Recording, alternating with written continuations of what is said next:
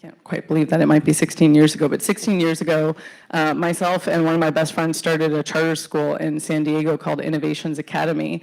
And one of my proudest moments, and I've done a lot of great things since then. I've worked at the TL Fellowship. I ran that program and was on the co-founding team. I have my venture fund that I love very much, but it was incredible to open a charter school in San Diego that still runs today with 400 students. And I can still remember the very first day of school that we opened and thinking, wow, these parents really trust us to educate their children. And my co-founder and I used to pass each other, especially that first week that we were running the school, and we said, wow, who allowed this? Who allowed us to start this school? This is so insane. And I remember running out, and we had this little cheer we did the very first day that we had students and parents there. There were probably something like 300 people standing around. And I remember my performance background came in really handy because I was not afraid to just run out into this crowd of parents and kids and do this silly cheer we had thought of. And I was like, oh, glad I played clarinet so I could get out here and be a school principal one day. So those are some of my proudest moments. Awesome. Thank you, Danielle. That's, yes, to all the clarinets out there, you too can be a principal. And a VC. And VC, that too. Awesome. Jeremy, most fulfilling. My name is Jeremy Fortes. I'm a Chief Creative Officer at Milk and Honey. We have a creative firm. We also do a lot of applied AI work, and I'm also a creative in residence here at the Battery. Most fulfilling thing, honestly, is what I'm working on right now, and it's pretty awesome. It combines my artistic background and my business background, and it's taken every inch of will and power that I have in both sides of my life to come together. We are broadcasting this, so I can't really talk about what it's called, but I can tell you what it is. It's an experience. It's an online experience that uses images, words, and music to explore truths that lie in the middle of things. And I worked with my creative team, and I think that's a fulfilling thing, really. It's just the creative team that I've assembled. I've been working with a lot of these people for over 20 years. And so the relationships I think I've formed in that world is really strong and something I'm very proud of. And then on the business side, you have all your marketers and strategists and everyone coming together there. So I think this project is going to be the greatest work of my career and of my life. And I know I'm just getting started. So, and what I really love about it is that it's very personal for me. And it talks about our internal worlds and what's going on inside of us. It's not externally driven. It's not about our cars. It's not about our careers. It's not about those kinds of external things. It's about the truths that's inside of us. And I think it's more important now that we explore those. We've had a lot of time, obviously, in our own worlds to explore that, but things continue to bubble up. Things continue to cycle back. And I think it's important to give ourselves permission, to do that, to revisit conversations because things change as we change. And I think it's important for us to be able to have a voice and a bridge to get us there, at least yank us in the right direction. So I wish I could tell you what it was. And if you want to come up to me after this, I'm happy to direct you to it. But that's as much as I can say right now. Awesome. I thought we wouldn't get to the I could tell you, but I have to kill you part until later in the program. But awesome. Thank you for that. Jill, how about you? My name is Jill Harris, and I am currently in the fitness industry. Prior to that, I had a dance career, and I think the most important thing that I wanted to express was that I don't often have words. Movement is my primary language, and words are my secondary language. And for me, the most important thing was that I could give a voice through movement to what somebody was trying to express. Dance is really a deeply personal experience, and when someone creates choreography or wants to express their joy, their pain, anything, they do it through movement. And so that people wanted me to be that voice for them, that to me was the greatest success that I could imagine. And with what I do now, I have a Pilates business, fitness business, and I created a piece of fitness equipment called the Fit Springs. And so through that equipment and through that movement, I am able to help people have a voice in terms of their body where they might have pain, they might not be able to move, they might have fear. I'm able to help them overcome that fear, overcome that limitation, and be able to move in a way that they maybe didn't ever think was possible. So that for me has been the greatest gift. Awesome, awesome. I love where we're headed already. In Adventures in Syncopation, I conceived of the connection, or had the epiphany on my own of the connection between the skills and mindsets that come from performing arts experience and their relationship to entrepreneurship almost a year ago. And through the process, I've gotten to meet folks like these and many hundreds of others. And one of the questions that people ask, I mean, I found it so intuitive having been a performing artist, and you mentioned a few, Danielle, what are those, like, what do you take, you're going to, you're entrepreneurial in various ways. What are those skills, mindsets, experiences that you're calling back on from your years as a performing artist, whether they were some time ago or more recent? Yeah, a couple of things have come to mind. One is the concept of deliberate practice. If anyone's read the book Peak, it's an excellent, excellent book. I see some head nodding. And I think one thing I really got being a competition level player was learning how to practice at such a level and refine my skill. And that I think has served me really well in my career in terms of always thinking about how, like, this meta thinking around how do I keep getting better at what I'm doing and not just doing something and saying, oh, I did it. There's always that thought of, could I have done that better? What would I put into my process to make it stronger? That kind of thinking is really ingrained in me. And I think it came from that music background. And then in addition, one thing that I actually found really charming today, even just getting here, was that when you have a performing arts background, you know to show up for things. I was kind of amazed today. For example, Andrew told us, like, hey, come here, be here at 5:30 to start. When I go into an entrepreneurship event, nobody shows up on time. Nobody. When I got here, all of us were here. I was like, oh my gosh, this is so interesting. And I was driving over from Oakland in the car thinking, like, what are some of the meta things that I learned being a musician? One of them is that you show up and you put your best foot forward. Looking good is feeling good. And like, there's all these other things that are part of being a performer. And then when I showed up and I was like, oh, I see, you get it. Like, I was like, yeah, there it is. It's right here. And if this were just a pure entrepreneurship group, that would not have happened. Awesome. Any thoughts, Jill or Jeremy? Yeah, I think I can only echo you with the discipline of practice. I mean, how many hours do we just do it every day? And a little bit every day is better than like 2 hours a week. I remember You know? learning that. That's when I got like, good. just go 20 minutes every day, and it's better than nothing. You just get it in. There's a muscle memory to it. And I don't know, some of you guys might know I'm a magician here at the club. And I teach magic classes here. And I tell everyone, it's important to rehearse your stuff, but rehearse it correctly. And so, because if you rehearse it, if you're not rehearsing it at its peak, at its, most refined, then you're just repeating the same thing, the mistake over and over again. So, but yeah, I think getting that in your head and just grinding. I think just the ability, especially when I was younger, I was a classically trained singer. That's part of my project is I'm singing in it. And I just, how many times I sang those arias, those Italian arias over and over and over again, to the point where my classical teacher was telling me, Jeremy, I know you don't speak Italian, but everything you're saying to me right now, I believe you, and so I was like that into it.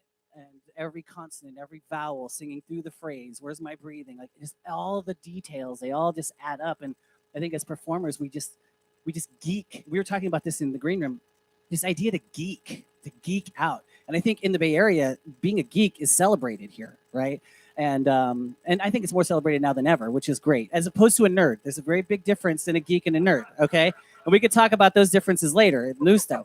But yeah, Them's so fighting words. yeah, not that one is better than the other, but I'm just calling out the differences. And I think geeks are more sociable, where nerds tend to be more socially awkward. Anyway, yeah, so I don't know. Yeah, I echo you, and I think that is so important to have that, no matter where your head is at. If you're going to go towards the arts and just be the best artist you can be, and you're never. I think for me, a big thing is I'm never going to be the best, firstly, and I'm always going to get better. Like no matter what, there's always something to learn, and just dedicate your life to learning, and just there's everyone can teach you something. There's always a little trick somewhere that someone has. You can just pull that out, and next thing you know, you have a new thing, and you're just up in your game everywhere you go. So Yeah, I mean, I think for me, you couldn't just show up. You were not allowed to just show up to a class, and you can't just dial it in. Similar to like with work, you can't just dial it in. And in dance in particular, it's like sure there are these people who move very beautifully, and moving beautifully is not very exciting to watch. It's more exciting to watch somebody who's willing to fall, and somebody who's willing to push themselves further and take a risk. And it may not be beautiful, and it may be a hot mess, but that is the person that you're going to be most intrigued by and most drawn to, is the person who's willing to take that risk. And I think that that's so much of what we do, is you're willing to take that risk. And if you fall, you fall. I mean, what's the worst thing that's going to happen? You're just going to try something else. failure is such a great thing. Yeah. Like you're going to learn more from your failures than you are from the times people pat you on the back. You know, and so Jill, I want to follow up on this because there's lots of dancers who didn't found, or who didn't found Fitspring, didn't sort of use that invention, sort of inventive spirit to figure out, okay, what is the gap in the space that I'm in? How did you sort of translate that deep background in dance to, hey, there's a problem, and I'm not just going to have somebody else solve it. I'm going to take the initiative to build a business around it. Well, I think you, in dance in particular, so you have the music, you have spatial awareness, you have proprioception, how you are in space, and you're watching everything going on around you, and you're trying to figure out, where do I fit into the space? Everything around me is moving. Where do I see? Where's my lane? And what's missing, and how do I make this more exciting? Or, how, again, it's like, how do I get people to watch me, and what am I doing to make things better within the movement? And that was kind of the impetus for Fitsprings, was, people are not moving in their best way that they can be. How can I help you move in a way that's going to excite you, help you, make you better in every single way? So it was really just like, what wasn't out there, what wasn't available, and how could I help you? Jeremy, kind of similar point. I mean, you've clearly a man of many talents, including the outfit which you made yourself, I understand. That he made for I this collaborated event. with For this Daniel. With Daniel, I'll give you a shout out. Yeah, this is probably the first and last time in the history of adventure. I could do this for 10 years, and this is the only time someone will have made an event, an outfit specific for this event. It's awesome. But you're such a creative in the capital C way. How do you, but sort of you've taken on this sort of ownership of the art and of a team. How did you sort of go from individual performer to somebody that's sort of bringing people along, building business and kind of vision writ large, kind of to the community from that? Well, I mean, I always know that. I mean, you can't work alone. You can't. I mean, you can only do so much alone, right? You're going to need people who believe in you, who believe in what you're doing, ideally with your message too, and who can help you and that complement you. So initially, it wasn't even about making money. It was just about doing something awesome. I mean, in the late 90s, I was a member of a lot of underground theater groups here in San Francisco. And there was a lot of roboticists. San Francisco's changed a lot, right? In the 20s. And in the late 90s, there was a lot of robots. And Robot Wars grew out of it. And there was a survival research laboratory. And yeah, what's up? Yeah. And so some fans in the audience. And so I was a member of there, and it was just a collective. And we all kind of met each other, and we just wanted to do something cool. And next, we were selling shows out because we were doing the coolest thing in town. And because we had these robotic sculptures and we were dancing and singing with them. And it was the weirdest shit of my career, for sure. I will never do it like that again. And then I think I was kind of forced into the business thing. It's like, okay, so how are we selling these seats? And how are we going to, what's the business side of this? And you can turn a blind eye to that and just trust people to do that. But you're not going to really be a leader in it, and you can't really steer the vision. So I think for me, I have big dreams, and I have a lot of things I want to say creatively. And I also want to be able to talk about how it's being presented to the world, and the venues we're going to go to. So I think it was important for me to have my creative team and to be able to work with them to create the vision, but then also have a business side that was going to, I don't know, extend it and not just make it about us and our world, but how we're going to bring it to you guys and how are you guys going to experience it. So if you don't have that, then you're just going to be releasing stuff to the world, and it's your friends are going to hear it for a weekend or two on Facebook, and then it'll kind of evaporate into the ether because there's so much content out there, quote unquote content, right? And so if you really want your stuff to live and for it to have legs, you have to set up that infrastructure, or else you're not going to go anywhere, really. Danielle, as a venture capitalist, you work with, portfolio companies and would-be portfolio companies. So you've seen lots of entrepreneurs. I'd love your thoughts about, the connection that we're talking about between that music. I mean, is that something that you're seeing in your portfolio, or otherwise, founders with experience being entrepreneurial in something completely different, much like you've been? Yeah, so great question. So actually, Andrew inspired us at 1517 to do a whole survey about this, about our founders, because oftentimes as we're getting to know our founders, we will ask them about past interests or, other things that, I wouldn't want to call them like hobbies per se, because, music is often more of a passion than just something you're dabbling with on the side. And anecdotally, we had been finding out these things of like, oh, did you know so-and-so was, on the rowing team, and did was a jazz musician. But we did a survey with our founders, and we found out that 70% of them identify as a performing artist in some form. And I went through the form recently and was looking, and one young man was saying, like, "Yeah, I really thought I was going to be doing Fiddler on the Roof forever. Like, I just love it." And I was like, "Oh my gosh, that's amazing!" It's funny. We have a retreat coming up this coming weekend with our. I can't wait to talk to them more about how did this influence you. But we have found a big percent, both in the arts and also in sports. And I found different answers among the people, where when they were talking about the arts, it was about excellence, it was about diligence, it was about practice, it was about that metacognition of knowing how to compare yourself and compare yourself to other people. When people commented on sport, it was about being able to work with a team and being able to collaborate with each other. So that I found really interesting, that the answers for the musicians and the sports people in their narrative, because we got some narrative dialogue from them on it, was actually markedly different. And I thought it would be kind of the same of like, oh, okay, well, like all of these people are going for excellence. And because we asked them a question like, how do you think this has influenced your entrepreneurial journey? But the answers were quite different. In having to talk to hundreds of people on this topic in the last year, there are folks who, it's interesting in that, sort of talking about athletics is sort of a standard thing one does in the entrepreneurial space, right? Like we champion entrepreneurs who have athletic background, and as we do champion athletes who, because it's team building, there's leadership, there's lots of certainly important skills and mindsets. It's very rare for people to talk about that. Even though individuals may intuit that from their own performing experience, it's not like, I've not yet found any fund that's saying we're going to fund, companies whose founders are performing artists because it builds those skills. Now, there may not be that many in athletics, there are some, but there is just sort of that ethos of, if you were the quarterback of the football team, that's on the pitch deck in the first few slides. If you have the violin performance degree from Oberlin, maybe you talk about it in the 7th meeting. At least that's been the impression that I've gotten from folks.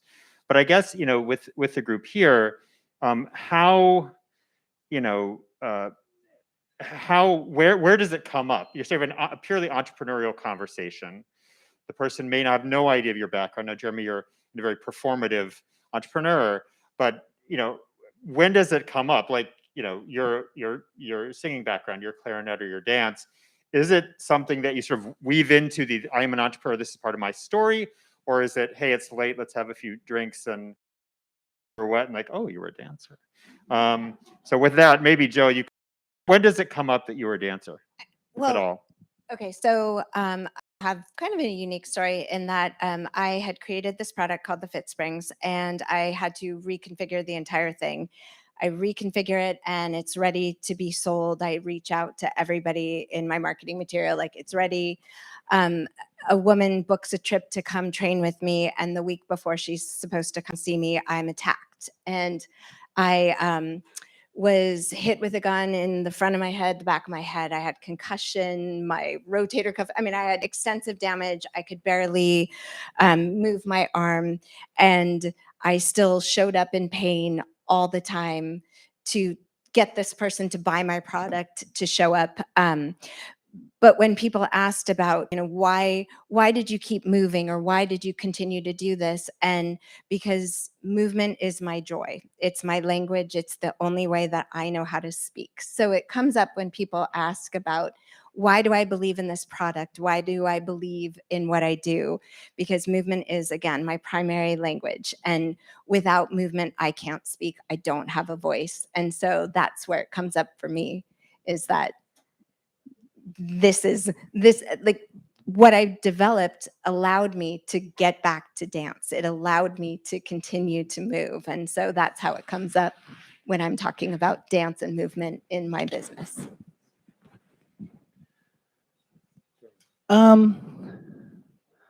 Yeah, I don't talk about being a singer. I don't. I mean, because it's weird. It's weird being a singer because they're like, "Oh, sing a song for me," and it's like, yeah, you know, it's really weird. So I don't. It's funny. Like when I'm with people, I just try to be in the moment with wherever we are, and if it comes up, it comes up. But I'm not defined by it, and yeah, I don't really. I think that's kind of where I'm at. Yeah, it does come up, I guess. When it comes up is when we're listening to music and I comment how much I don't like the singer. That's what it'll come up, right? Or how much I love the singer. I mean, one of the things. I mean, it comes up when we're talking about music, but I don't know. I try not to, these days at least, when we're having conversations. I feel like talking about my career is kind of like boring, a little bit, unless we're there to talk about it. And then of course I'm gonna be a little bit more open about it. I don't know. Am I being cagey right now? I feel like I am. Well, that'll be up to them. I can't imagine you're the KG for long. But how about you, Danielle? Yeah, I would love to say a few words about that. Yeah, please. A couple of things come to mind, and I'm sort of just riffing off what you're saying about, sometimes people, I think, will lead with sports more easily. I think in some sense it's easy to understand how well someone has done in a sport, because you can say, oh, I was on the varsity team, I was on the JV team, I played college level ball.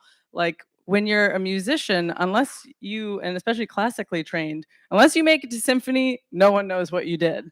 No one's going to be like, oh, cool, competition level, you were in Northeast districts. Like no one gets it. So I think it would be nice, I think, for performing artists to have more language that was maybe more accessible to other people, so it could be better understood. And I had a funny moment a couple of years ago where we were raising our second fund, and I was listening to somebody else pitch their fund, and they literally started with, oh yeah, I was a mathlete, and I was a master chess when I was in 4th grade. And I was like, what? I was like, this person's starting their pitch at 4th grade, like chess mastery and being a mathlete, like, and being in Math Olympiad. That's something people in VC understand. I would never think to say to anybody, oh yeah, I was a competition level clarinet player. Like it never comes up for me.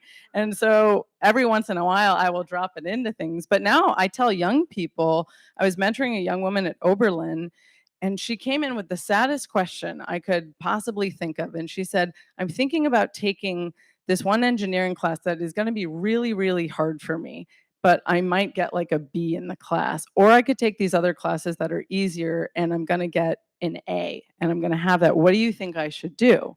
I was like, oh gosh, like, of course I'm going to choose learning and development and pushing yourself over getting the easy A. And so we talked about that. And in that conversation, she dropped to me that she was a pianist. And I told her, I said, hey, send me a video of you playing piano and I'll watch it later. And she sent me this beautiful Rachmaninoff piece that she played. Stellar. And I told her, I said, you take that class that you think you're going to get a B in, and anyone who wants to hire you, you also in your resume, you put the link to this video, done. That's all they need to see or know, period. Like grades doesn't matter. Get the B, show them the video, you're good to go. But I think in the arts, we have a hard time articulating for people like what it means to be masterful at something. And I think in sports, it's much easier for people to understand. Well, I mean, okay, so I have a better answer for you now. I've been thinking about it. And it's a spin off of this. So two things. Firstly, in the arts, there's a lot of solitude in the arts that we have, where I think in sports there's not as much. I mean, I guess if you're drilling your forehand or whatever, but in the end you're competing, right? Like if you're in tennis, I mean, there's a lot of hitting the wall, right? But I think, but what's so funny? What's so funny? You guys are hitting the wall all the time or what? Yeah, so I don't know. I'll say this is that the one thing I do is with magic. I think that's my gift is in performing, because music is so formal. It's such a formal thing. Again, if you tell someone you're a singer, it's like, it's usually a loud bar. What am I going to do? Like sing a song? I go, I'll sing you whatever. It's just not going to work, right? Or like I'm a beat programmer, or I might just talk about Logic. We can geek out on plugins or whatever. But no, I think seriously, instead, I like to surprise people with my stuff, and they don't know I'm a magician, right? And I like to pull something. Like we'll just be hanging out, and there'll be like a lull in our conversation. I'll be like, "Hey, you want to see something cool?" Like that's usually my opening line. I teach it in my class here at the Battery. You guys should come in 3 months. It'll be here. It's I say that's the opening. Yeah, do you like that plug? You like that rabbit hole here at the Battery? You should come. No, but like it's my opener. I go, hey, you want to see something cool? And yeah, what? Yeah. And then I'll like maybe I'll grab a spoon, and I'll like toss it like this. I was like, does it look like it's bending? I go, yeah, a little bit. I mean, watch this, and then I pretend to bend like this, and they'll just vanish right in front of their eyes. And then, like they don't. So I didn't say I was a magician, okay? But yet they just saw something completely magical. And like, what was that? And I'm like, okay. I just, for me, it's so much more artistic to bend someone's reality when they aren't ready for it. Because if you're expecting it, then all the expectations are set. I just like being cool about it and calm about it. And the risk is that now all of a sudden they're like, oh my God, show my wife. Oh my God, and now I'm doing like a 10-minute show, and I didn't sign up. Yeah, exactly. I didn't sign up for that, right? So that's the risk. But I'll do it. Like I remember I was at a bus stop. I was walking by this bus stop, and there were some kids there, and I had a coin, and I was doing a little coin roll down my hand, and I threw it up, and then I made it vanish, and then I pulled it out of the kid's ear like that, right? And it's all silent. I love not even being able to talk, just communicating to someone through action, through pantomime, through a visual language. Transcends language, right? They could speak Chinese, whatever they speak, it doesn't matter, because they're going to understand what I'm doing to them or what's happening. And so for me, it doesn't come up in conversation. I think for me, what happens is that next thing you know, you're in my world and you didn't even know you were there. And for me, that's like the most powerful, in my bio, I don't know if you guys read my bio, but one of the things is that I try to leave pieces of myself with you, right? Like that's for me as an artist, that's the best gift I could give you, is a little piece of me that when you leave here, there's gonna be a little piece of Jeremy inside of you, whether it be a thought or something, right? Don't be weird about this, okay?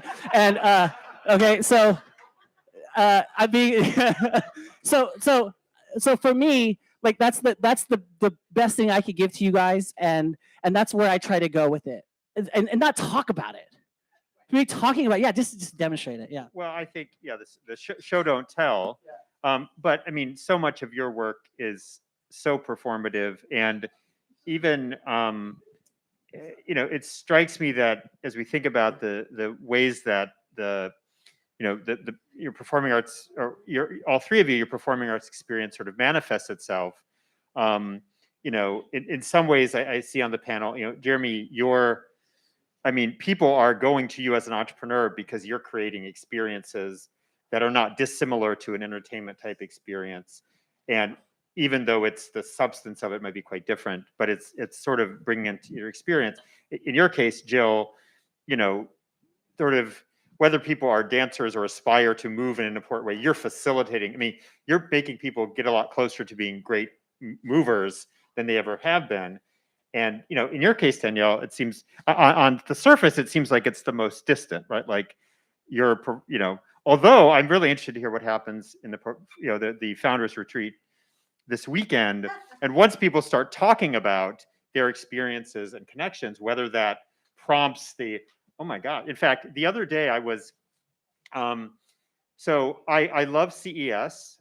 Anybody go to CES? Okay, love CES. There's a part of CES called Eureka Park, which is where the startups are. So they give you a 10 by 10. It's not like the flashy LG, you know, 3-acre screen that you get in the main hall. And I didn't end up going this year because of COVID, but I reached out to all of the entrepreneurs who said they were going to be at Eureka Park, and you can look, who actually had an email address. And I reached out to these group of entrepreneurs from Atlanta who had this company called Metric Mate, which is essentially it's a fitness technology that enables you to track your performance with weights, much like you would with a treadmill or something of the sort. And so I reached out to them and said, hey, I said the standard email, like, hey, I'm Andrew Burns, I'm doing this, looking for performer entrepreneurs. And one of them responded, said, yes, I was in my college band. And then copied his other co-founders. The second co-founder said, well, hang on, I was also in the band at a different time, and they didn't know each other was in the band. And it turns out the third co-founder similarly has a performing arts background, and we'll feature them as our perfect pitch entrepreneurs for Adventures in Syncopation, as Danielle was, hopefully in the coming weeks. But it really sort of brought home this disconnect in the sense that maybe it's because the language isn't there, or there's not an expectation that people talk about that background. But these were you know, young entrepreneurs who had the experience. They all viewed it as being important to their entrepreneurship. And they all were in a company together, and they weren't talking about it among themselves. So, I mean, I sort of see that as not with those particular entrepreneurs, but in general, I think it's an opportunity to improve the entrepreneurial ecosystem, and probably also how we think about performing arts more broadly, from, you know, educating kids as youth in music or drama or dance, you know, all the way through. And so for this next question, assume that that's a challenge to be addressed. How do we do it? Like, how does it become, you know, like the young woman that you spoke with, Danielle, like, what would it take in society for, or you know, however you want to calibrate it, for someone to say, these skills are part of what makes me a great, or will make me a great entrepreneur, or more broadly, a great person in other professions? Don't you kind of feel like we were kind of talking about this in the green room, about how there's the idea of the starving artist. So we've kind of, maybe it was particularly how we were raised growing up, where it wasn't really considered a thing to be an artist. Like, that was something that you just did for fun, and there was fear. Your parents had fear around you being an artist, or how would you make a living? How would you support yourself? And so I think kind of making it be more normalized, that this is something that it's not a choice. Sometimes you're compelled to do this. It's a habit. It's a part of your life. It's your lifestyle. And to make it be something that's much more valued than just a hobby or something that you do. And I think if we could make it be like, if the arts were more important to people, whether it starts in your schooling and all the way up, I think if we valued it more, then I think that's where we would start, if that makes sense. Maybe to add on to that yeah, that was great. One thing that comes to mind is I think that the arts have been pigeonholed very much into like a hobby, or this thing that you do when you're a child, and not something that you can do as an adult or have like a responsible life with. And I don't know, I come with an education background, so I don't know if this is more sort of modeling to people, people like ourselves of like, hey, this is how it can work in the future. But even, I can imagine just at an earlier age saying like, and I think a lot of young people are guided down career paths that are very, very hard to go down because they either have like limited positions or people don't understand how it translates into something else. But being able to maybe like at a middle school or high school level say, hey, I notice you have a real passion in this. Let's talk about all the different avenues that you could go on. No one really does that. I mean, I know when I was growing up, my family was vehemently against me applying to conservatory. So I did the next best thing. I went to a school that was tied up with New England Conservatory, and so I took lessons on the side. So I was just like, all right, I'm going to do it my way. But it was very much like, oh, you're going to be a starving artist if you do this. And I also think that there are some sort of memes out there that are kind of dangerous. There's a lot of very inspirational videos that are like, do what you love, your passion, it's amazing. And like, I've got all that goodness in my heart, but I'm also practical, and you've got to be able to support yourself. Like we live in a world that has an economy. And so we've got to show people, here's how you merge your passion with maintaining yourself in the world. And I think we're just really bad at educating on that. Definitely. I was lucky. My parents were hippies, and I was, I grew up at dead shows, right?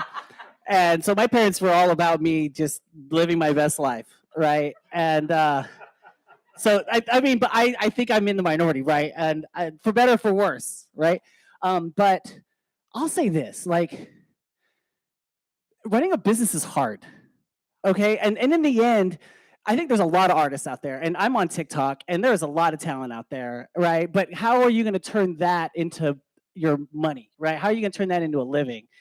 And I think if you want to support artists, I think there are people out there who take business, who are business people, like operators, who that's their art form, right? Like they're grinders, that's their art. They love Excel.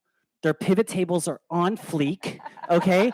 And I see their Excel work, and I am just floored. And they could come into my logic session or my animation sessions, and they'll be floored, right? So I think it's a marrying of that, because if you don't have that business side, you can have all the talent in the world, and sure, one or two may break through and be the anomaly, but you're not going to have a career. You're not going to, especially if you want to go a non-traditional route. Like if you want to be a symphony player, if you want to be working in an orchestra pit, or if you want to do something like that, that's very kind of, wage-based or career-based and kind of traditional, that's one thing. But if you want to like have your own band, or you want to do something crazy, you have to have the operators. You have to have those business operators. And without that, you have nothing almost. I mean, you have a great art, but is anyone going to see it? And are you ever going to make any money from that? So that's what I think that we I think that's an awesome point from like the entrepreneurship standpoint. We're always looking at teams when we're backing companies. And so I think one thing that might be missing is that oftentimes when we see performing artists, we see the artist out front, but we don't see the Excel king in the back, right? You know what I mean? And so being able to showcase like, oh, hey, there's actually a band here that is supporting this. I think that would be really interesting for people to see sort of like, okay, this is how the sausage is made. Like what you're seeing on stage is the amalgamation of the talent plus the ops plus other things. And I don't know how to get that out front more, but maybe that's a you thing. No, so wait, what did you say? I said maybe that's a you thing. Like, how do you get that out front? Like, how do you show people that? Well, I mean, don't know how to I do think that. programs like Shark Tank are really good. I mean, it's on ABC, it's on prime time. You see people going up there, and you got to know your numbers, right? And they're going to tear you apart if you don't, right? And they're saying, okay, this is a great idea, but this is a hobby. This isn't a business. I mean, they break these entrepreneurs' hearts all the time on air. And for me, it's like, it's a big eye opener, because you have to, like, again, I don't want to sound like a broken record, but so it's almost two different mindsets. Most artists I know and I try to help them. I'm like, I'll have a conversation. I'm like, dude, you should try this, try this. They're so bored. Like that they just love their art. And that's one reason why they won't, quote unquote, break, right? Is because they, A, won't do it themselves, or B, won't find a team that's going to do it and motivate a team to help them and put down some cash to make that happen. So I think that's the entrepreneurial spirit, is the being able to combine the two. Like, sure, you have the talent, or it could be anything, right? You have an idea, right? It's some kind of gizmo or gadget you want, or whatever. But in this context, we're talking about performance art or some kind of artistic expression. Sure, it's bomb, it's fire. The kids are going to love it. Okay, great. Now, what's the other side of this conversation? What's the, and things like return on ad spend, right? These things, these terms that are going to make most artists like roll their eye, they're going to just pass out. You're going to start talking Greek to them when you start talking business to most artists. So I think educating artists on how important business is and finding a business pool of people who really want to get in there and inject themselves into that world, I think, because that's what's needed. Because I think there's so many artists out there. Right, but then, I mean, you also kind of talk about like, where's the hustle? Like, what did you do to be able to compete at your level? What did you do to be able to compete at your level? It wasn't just like someone said, I'm going to pay for your lessons and you're going to suddenly be competing and be in the symphony. I mean, you hustled. Yeah. And that's something, I mean, can you teach someone to hustle? Or is that just an innate, I want this more than the next person wants this? It's interesting. I was on a call earlier today with a person that leads essentially a music entrepreneurship program that's heavily supported by some of the labels, and really it's geared toward finding sort of two pieces, which I thought was really interesting. One is finding artists who have the goods from a musical perspective and sort of put them in front of the right people. But the other piece, actually, sort of these cohorts were half artists, half musicians, and half people that want to be managers, and sort of teach both cohorts about the music business, and sort of those entrepreneurial, not just entrepreneurial skills more broadly, but like how does it actually work? So whether you're the artist who's going to continue to be the artist, you actually sort of know and can manage your career in an important way. But for people that come in and they may have been artists in the past, they're now focusing on sort of the pure business side. And I asked, have you found there are maybe 8 cohorts so far, have there people that sort of were in there on the artist track who have sort of having experienced that and getting the opportunity for the business open up, sort of moved, as it were, over time to be in the management? Absolutely. But I think one of the and that's in music itself, putting aside entrepreneurship outside of the arts. And to me, so much of it is sort of exposure to what is possible. And this is not true just to this topic. It's true of sort of people in all aspects of life.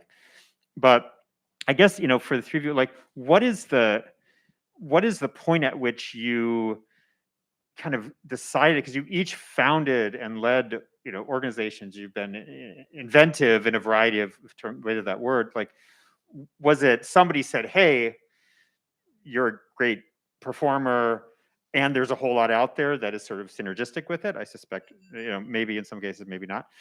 Or was it you sort of found yourself serendipitously in a place where you were able to kind of marry the two? Sort of what happened there where you sort of decided to sort of take that next step?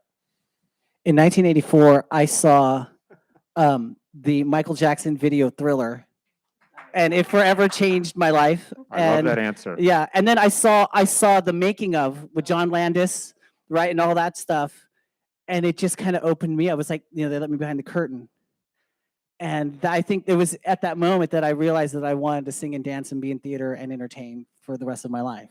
And I don't know if you can see any Michael Jackson in what I'm doing these days. I would make him proud. Let me tell you, he would be my client. I would tell you right now. But no, so I think that's, and then I just saw how like the stories you could tell and just how much you could dream.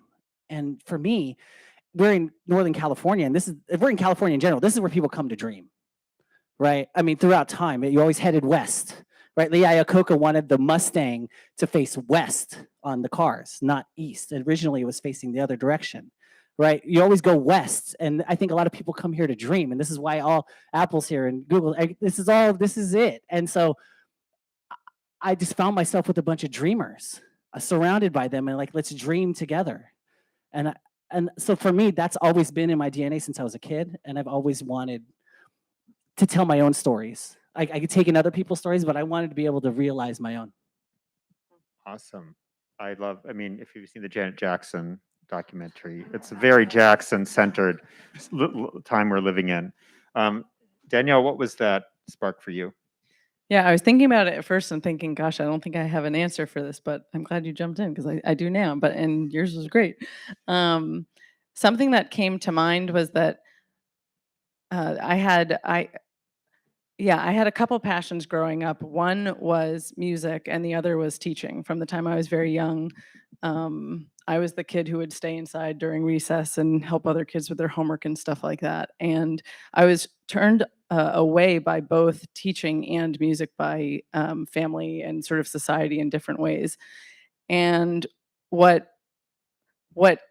sort of kept things going though, and where I see sort of the crossover is that I was on my way to go to grad school. I was going to go to grad school for neuropsych. I was getting lots of kudos all over the place from all kinds of people in my life for it. Um, but I woke up one day thinking, I'm just not passionate about this. Like, I'm not eating and drinking neuroscience. I don't want to read books about it all day.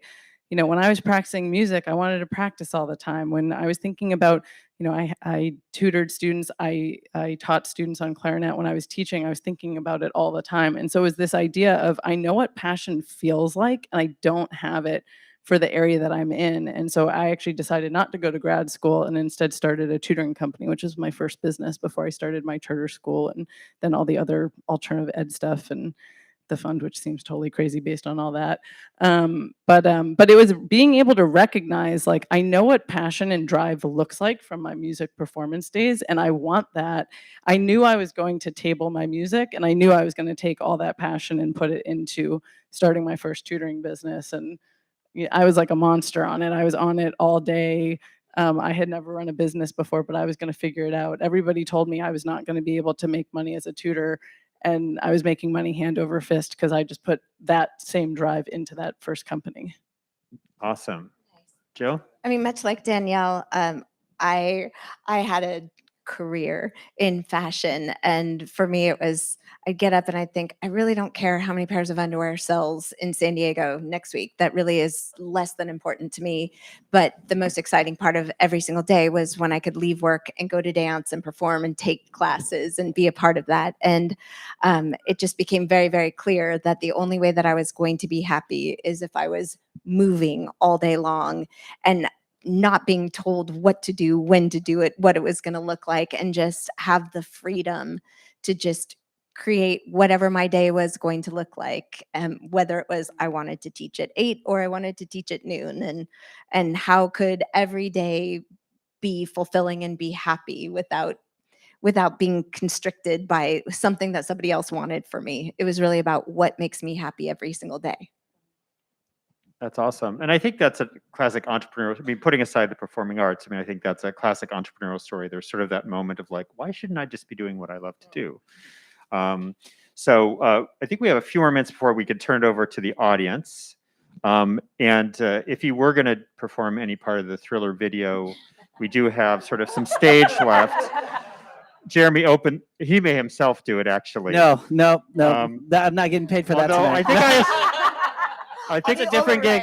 I think I have friends here who might have brought their own cardboard though, so there could be some breaking going on. I do there, want to too. say something though, that Yeah. you to spin on what you said. To doing what you love for a living. Like, I don't know if you read Kitchen Confidential, but Anthony Bourdain says, if you love to cook, everyone says open up a restaurant. He's like, there's the number one way that you're going to hate food is if you open up a restaurant, right?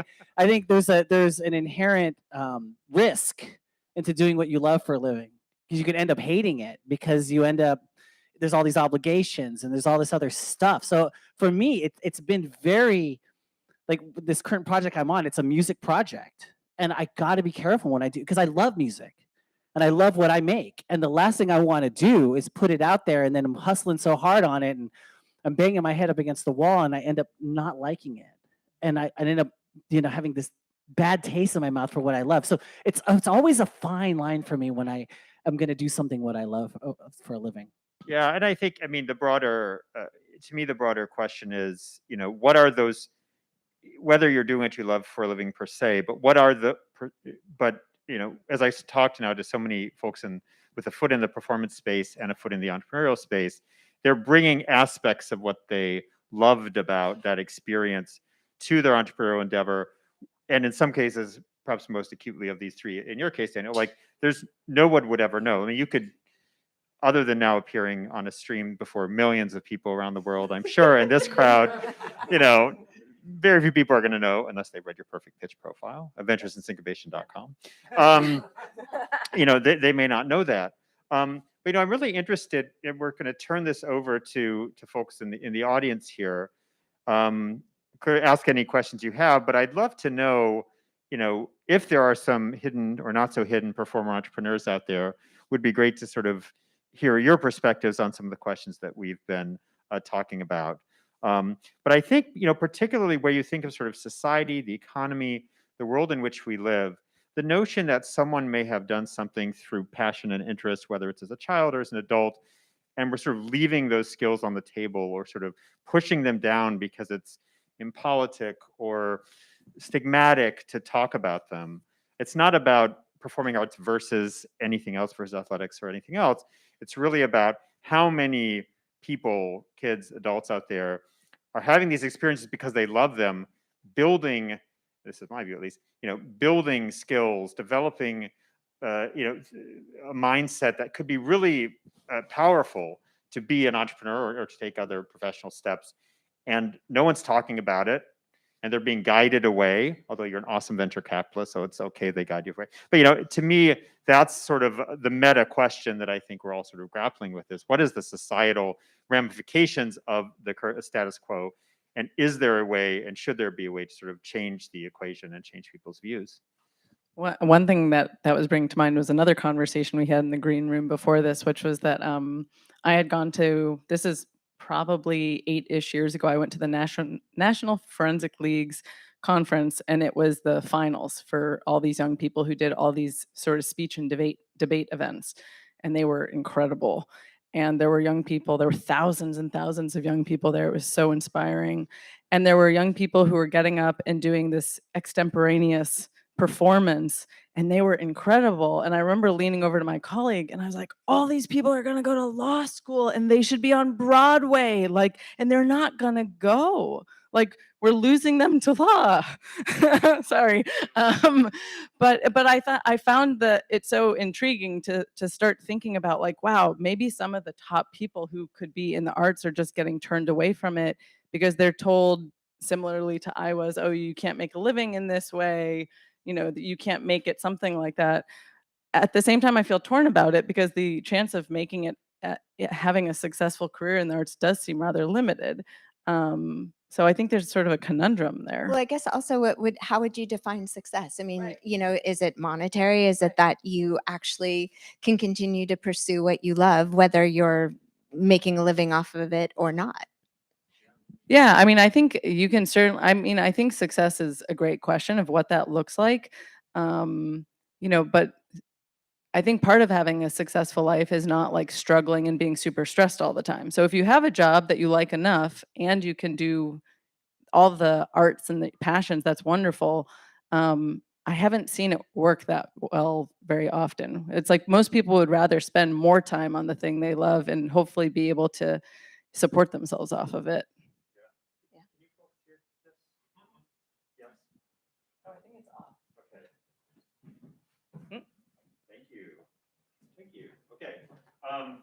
So we didn't coordinate this beforehand, but I think Well, I just wanted to. Oh, no, go ahead. No, I was going to say, I think it probably works if you raise your hand and they bring you a mic.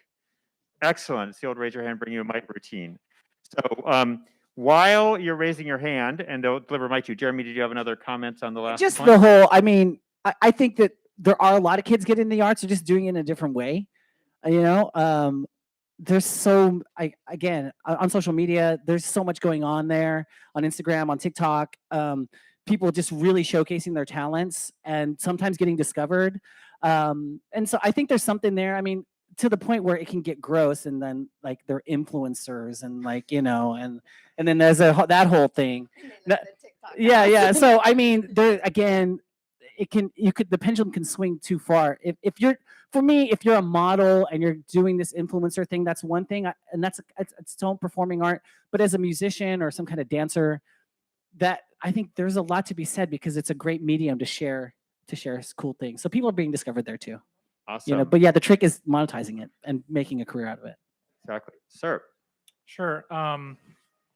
I appreciate all of the angles you guys are bringing in. It's really nice perspectives. The question I'd like to ask each of you, what would you like to tell your 18 or 20-year-old self? I would tell her that every 5 years is going to be markedly different, and you can't predict what it's going to look like, because that's what I found to be true. And I think I thought adult life means you have a career and you sort of do the same thing for a long time. And I think young people today, I think Gen Z and certainly Gen Alpha coming up, are seeing it's so rare for anybody to even hold a job for 2 years. Like that seems like, oh man, you've really paid your dues. And I'm like, wow, really? Is that how it is now?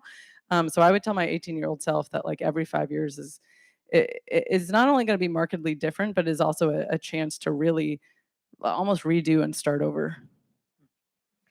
I would have told her, believe in yourself. And if somebody tells you you can't do something, do it anyways and prove them either wrong, or at least you had a great experience and move on to the next thing. I would say learn Python. No, I'm kidding. I'm kidding. I'm kidding. I kid. No, my real answer. Buy is, Apple. No, my real answer to this is, I would convince him that he needed to heal himself because he was in a lot of pain and he didn't realize it. And I would try to get into that because I feel it hurt me a lot, the fact that I came to heal myself later in life, past 20. Because we all have this unresolved crap that goes on. Some of us have contended with it, some of us haven't. But those are the real obstacles that are holding you back, right? In both your art and in your love life. I mean, in all aspects of your life, right? So until you are solid inside, Jeremy, I'm talking to him, you're gonna flounder about and you're gonna fuck shit up, right? You may get pretty far, but at some point you're gonna break it, right? Because these wounds just keep fucking with you.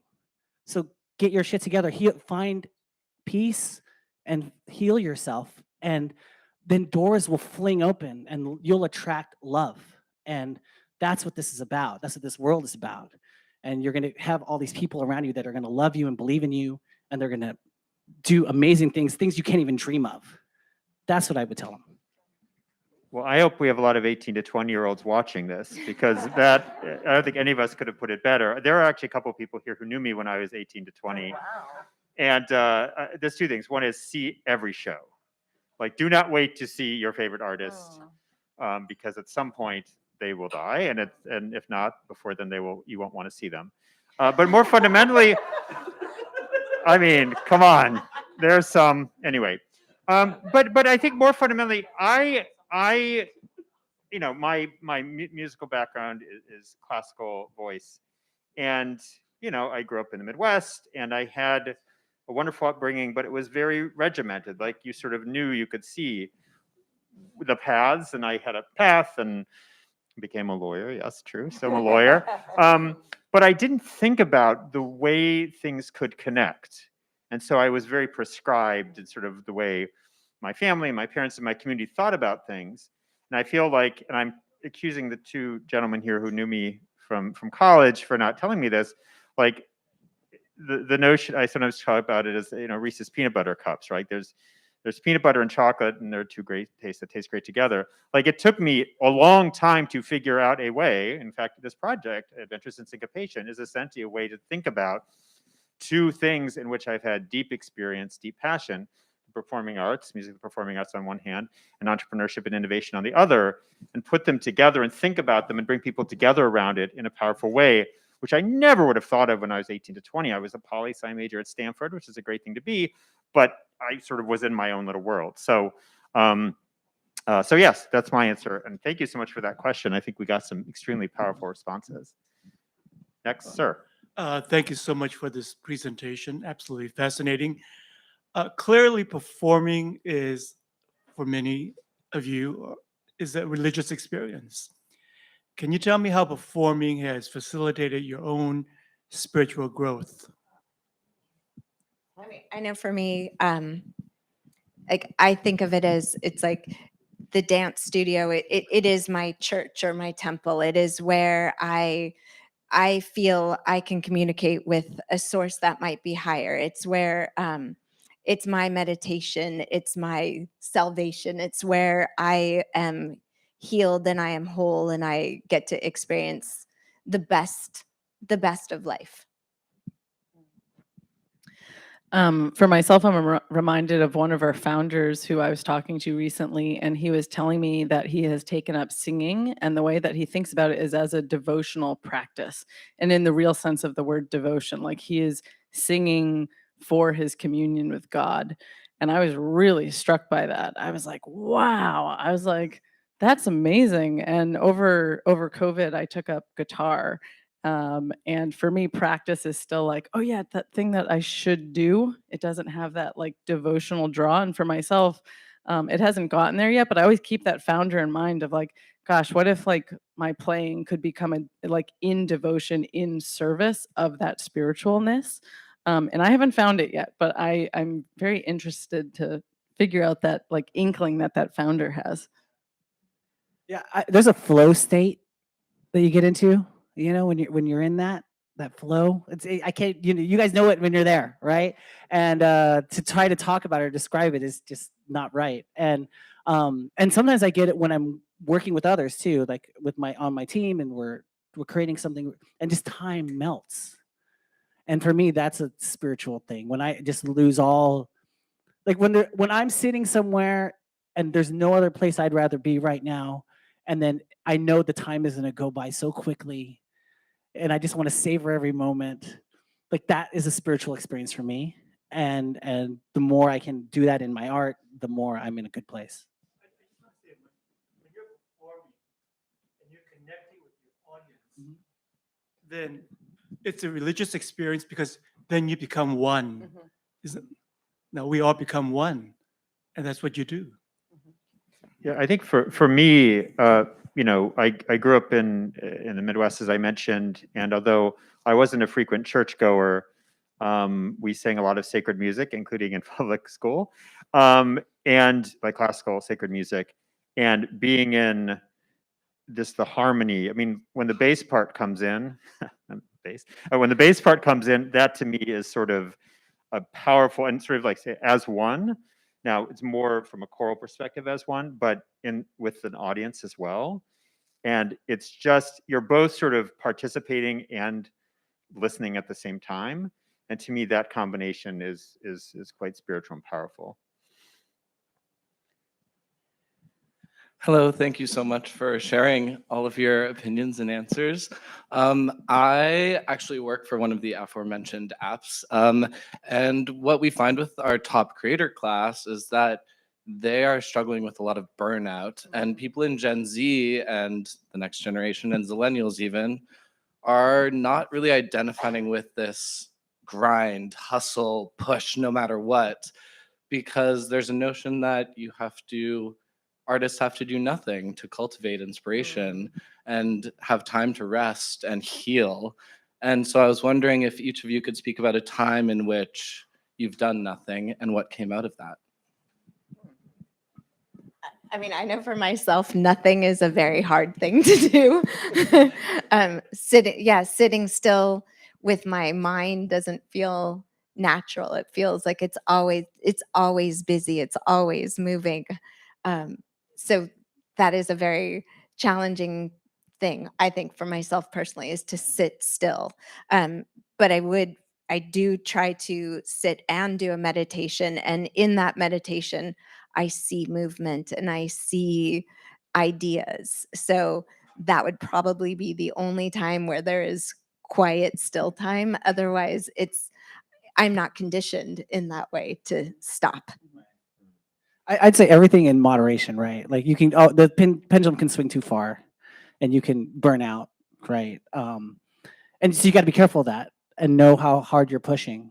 Know your boundaries, right? Where they do exist, right? And for me, when I start to get redundant, when everything I'm doing is start to look the same, I'll stop and I'll say, okay, so how do I do something different here? And I've stopped for a couple of years actually, and really took the time to understand what it is I wanted to say, and what's this vision, like what is it, and just kind of understand it before, because a lot of people say action is the answer.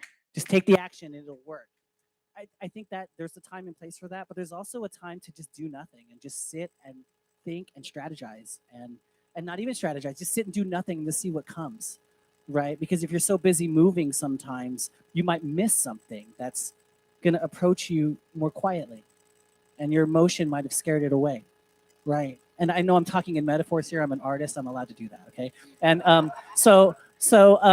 but yeah, so I would say that there's a time and place for that, and just know your body and know what's right. Just trust your gut. And if your gut is saying, I'm burnt right now, I can't do this, I need some breath, I need peace, then take a week, take whatever you need to recharge your battery or come to the battery.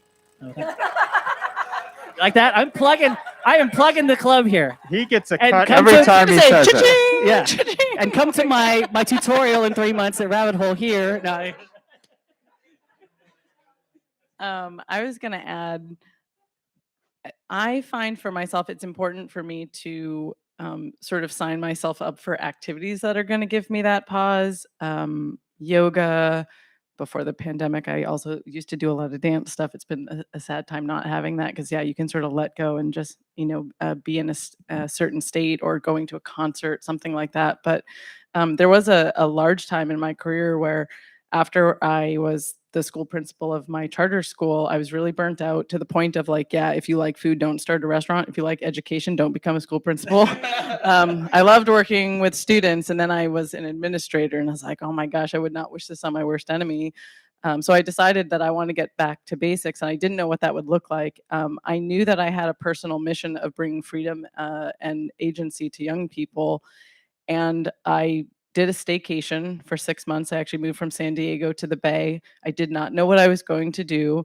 I can't do nothing, so I joined an intentional community that had this like eco thing going on. So I was in the yard sweating my ass off and, making plants grow and whatnot. And I kept saying no to a lot of things. People kept coming to me saying, hey, do you want to, run this nonprofit? Do you want to do this other thing? And I was flattered that jobs were coming to me, but I told myself I was going to give myself 6 months to not. And then sort of like what you were saying, the right things line up. Someone I knew at the Teal Foundation, Lindy Fishburne, called me 3 months into my staycation, and she said, Peter Thiel's lost his mind. He started the Teal Fellowship. You're the right person to run it. You have to get over here. And I was like, this is my thing. Like, of course I'm going to say yes to this. But I was so glad that I gave myself the space and the time. And I said no to things that weren't in alignment. But I was burning through savings, crying every day. Like, it was scary. And it was really risky, and it happened to work out for me. Your mileage may vary. But yeah, taking breaks and saying no is really important. Yeah, I think for me, I have a very difficult time pausing in any way. And the genesis of Adventures in Syncopation actually was I ran. I live about 5 miles from campus. So I ran, listening to probably some Guns N' Roses, if memory serves. But I got there and I was like, my gosh, 10 miles is a long way to run. I don't think I'm up for it. So I decided to walk home, and I made the bold decision not to listen to music, which is unheard of. I listen to music all the time. And I reflected, as one does, and I said, well, what do I like? What am I passionate about? Or my interests? What's my expertise in? And I literally was like, well, I work, and I still do, I work at an awesome company. And I love working with innovators and entrepreneurs, and have done that in a variety of capacities. As a lawyer, I was in President Obama's administration, exec and investor. And so, how people decide to become entrepreneurs or what makes someone a good entrepreneur sort of slipped into it's always been there, but I gave it permission to sort of come out on this fairly contemplative walk. And then, of course, I was like, wow, well, Andrew, you also love the performing arts. You love, and it was sort of then that I was struck like, okay, well, the skills and mindsets from the performing arts actually are relevant to entrepreneurship. And isn't this something you should spend your free time looking at? And here we are 11 months later. But it really was, even that short period of, it wasn't a silent retreat, or I mean, those sound awesome, although I don't know if I could handle it. But it was just probably, what's the walk from, Palo Alto to Redwood City? Maybe an hour or so, but it was enough time for me to think about some of the same things I used to think about, but in a different, deeper way. And that sort of opened up my mind to the possibility of bringing a lot of awesome people together to talk about something we all love, which to me is one of the greatest gifts that I've had in my life. Some of the biggest inspiration I get is when I'm washing dishes, or when I'm vacuuming, or when I'm just doing mundane things, because that's when it'll hit me. Not that I'm volunteering to vacuum your houses. I'm not. Okay, but yeah, that's.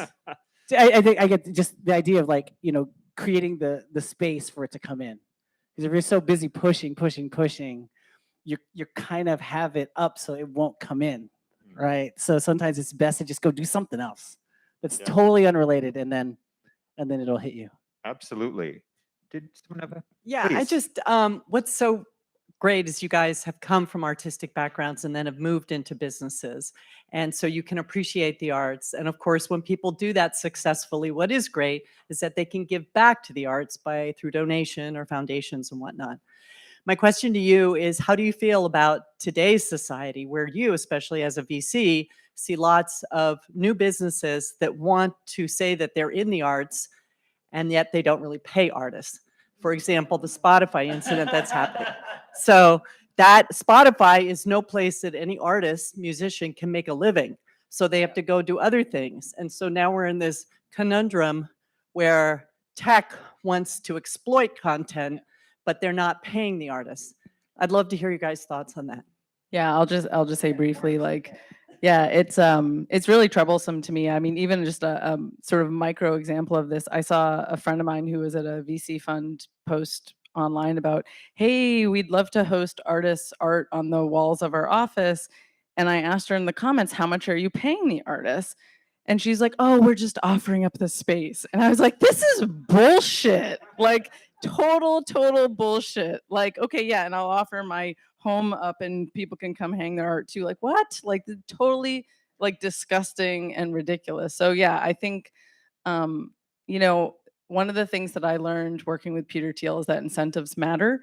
And you have to look at everything that's going on in between. And I can't speak to that, world, that intersection of music and tech specifically. I haven't invested there, so I don't know all the nuance of it, but I think a lot has to change in terms of how artists are supported for their creation, for their art. And it's not just about the output. It's like one of the things I was thinking about actually about your question is that it's got to be so hard, because the expectation when you're on social is like every second of the day you're putting out something. It's not just like that you put out an album every couple of years or something like that. Even that is extraordinarily difficult, but that every day you're coming up with something catchy and interesting and all of this, and these platforms are making a lot of money off of people who are doing that constant performance and burnout. And I don't know how to change it. I hope you two have some more answers on this. I mean, I don't. I know in my industry, once COVID hit,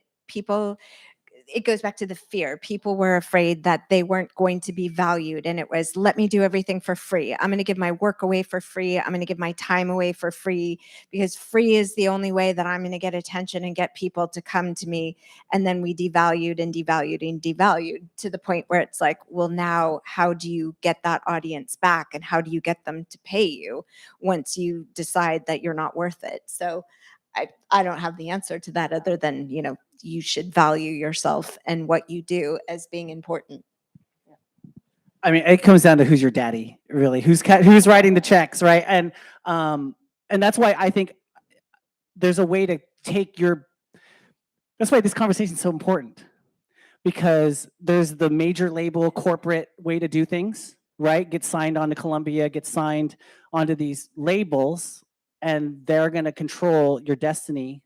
And there's a lot to be said about that. And it can be a very good thing for an artist. You're going to get this huge exposure, and you may even have a lucrative career, or you may get shelved and never heard of ever again, right? And so there's a thing when you sign over your rights as an artist that you're gambling, you're placing bets. We talked about this backstage. Where are your bets, and who's placing the bet, and how big is the bet, right?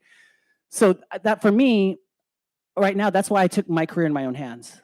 And I wanted to, if I'm going to rise or fall, I want it to be on the decisions that we make as a team and not on some other interest, right? And so you look at concerts, Live Nation, you look at Another Planet, even in touring, it's all a corporate game, and they own the venues, they own Great American Music Hall, right? So I mean, it's a game, It really is. And you can play it and you can come out on top, but you just never really know.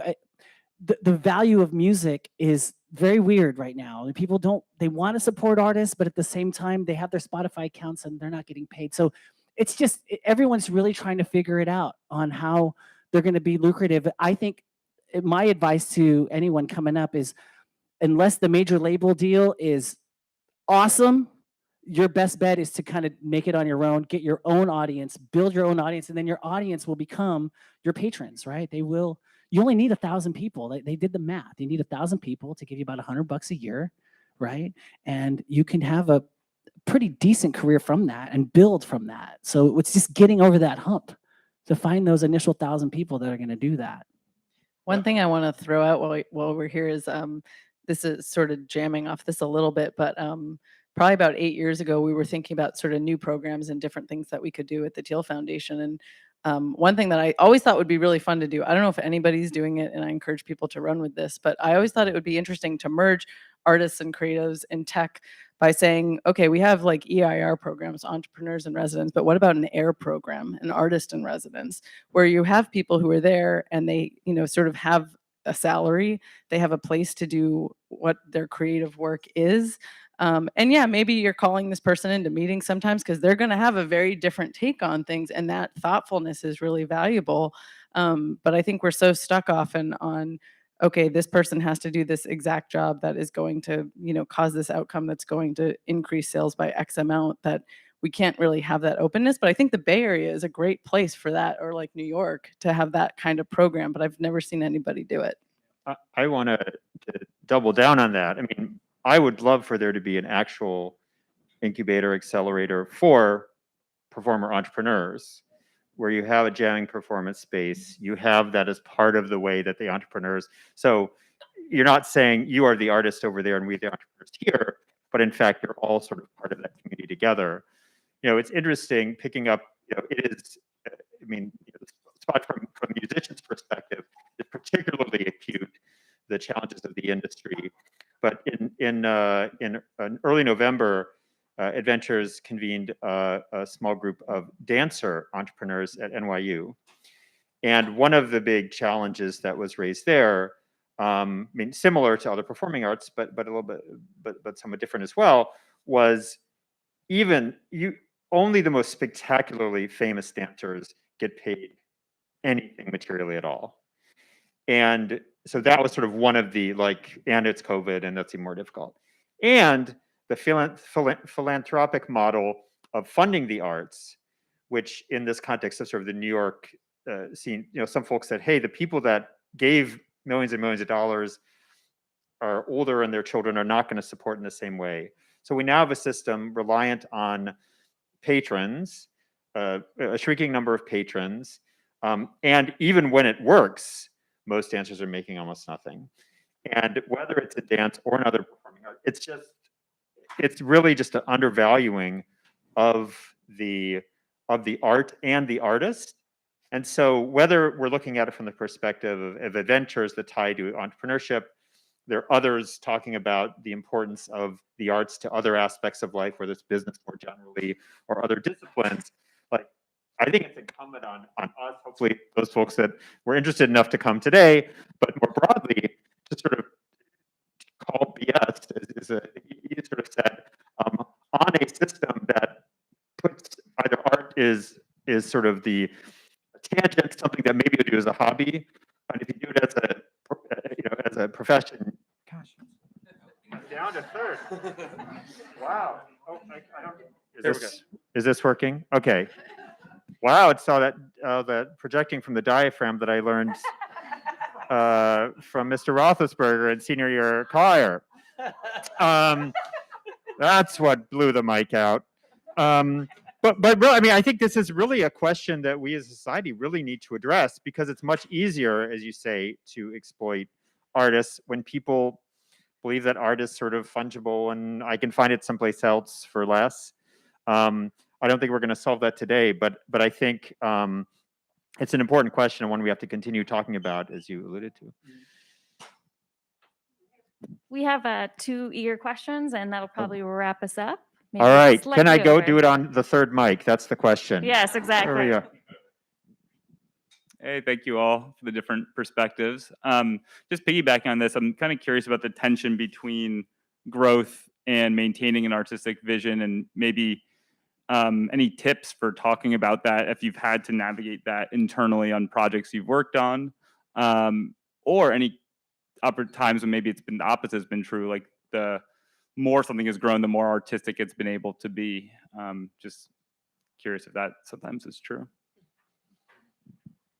Well, I mean, yeah, if you're growing and you have a lot of revenue, which firstly introduced me to that artist. Firstly, no, but secondly, no, obviously you're just going to get more capital to dream more, right? So that's a good thing. But far always is like hampering down. I mean, a lot of the times when you're working, who's writing the checks, right? So if you're answering to people who are gonna give you notes on your music or whatever you're doing, then obviously you have to listen to those notes, and that could change what you're doing. Who's the client, right? If you're doing this kind of work for people, so I mean that for me is the wall. Or sometimes like you hit a block and you're not. Sometimes people want it to be perfect. Artists want it to be perfect, and they won't put it out because it's not perfect. It's and that can be really bad as well. There's a lot of sayings around perfection versus just getting it out there. So those are my two initial thoughts. Anything to add? I mean, I was just thinking about for myself personally, I've self-funded everything from the very beginning. So in terms of growth, it's finding people to help, being able to find people who are willing to help with the vision, and in the absence of knowing how to ask for that help, it's very difficult to grow and to scale without that help. So as someone who self-funds everything, I don't really have an answer for that other than yeah. Well, check in with her in a year when she's heavily Blown well out. funded, and she'll tell you. I Okay. guess one thing I can add to this about just working with maybe broadening this to like creative people or creative thinkers is that, yeah, when you're working with someone who's trying to scale something and you see their previous history of executing on something, whether it's maybe you were a previous investor or help them out with something, you may have more belief to say, okay, if I give you more capital to do this, that creative thinking is still going to be there along with that execution to be able to do it. So I think it's that combo of finding the people who understand your vision, but also building that trust through those proof points over time to be able to say, hey, you've seen me do X and you really liked that. Like I could, imagine both of you doing this quite a bit of, hey, you've seen me do X in the past, with another million, 2 million, whatever it is, 10, I could do X, Y, and Z. And wouldn't that be incredible? Let's do this together.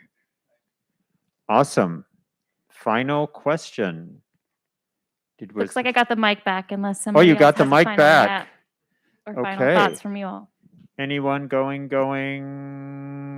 All right. Sold. I don't know what we sold it for how much, but well, thank you Oh my God. everybody for coming. Thanks to this awesome panel. Give them a round of applause, please. Thank you. And again, thank you to the Battery, the Creative Society, and for all of you for coming out. I think most of us will hang out a bit and chat if you'd like. But again, thank you and have a wonderful rest of your Monday evening. Thank you, everyone. Thank you.